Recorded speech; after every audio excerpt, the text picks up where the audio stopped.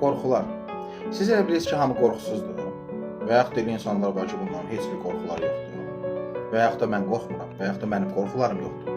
Və yaxud da tanıdıqlarınızın qorxusu yoxdur. Hamıda qorxu var. Burada məsələ iki yerə bölünür. Ya sən o qorxuların əsirisən, ya da sən o qorxuları idarə edirsən. Sən indi soruşa bilərsən ki, qorxuların əsiriyəmsə, mən bunu necə bilə bilərəm? Bəli, qorxuların əsiri olan insan məsuliyyətdən qaçır. Qorxuların əsiri olan insan nəzarətçi olur. Hamını, yaxınlarını, övladını idarə eləmək istəyir. Onu eləmə, bunu eləmə, başqa bu işçələr ehtiyatlı ol, yıxılarsan. Qorxuları olan insan neyniyəcək?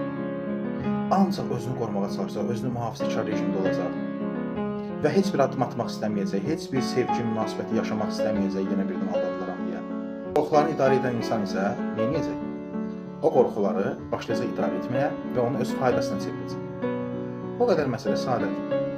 Əgər sən də qorxulardan əziyyət çəkirsənsə, təbii ki, bunu həll etmək mümkündür.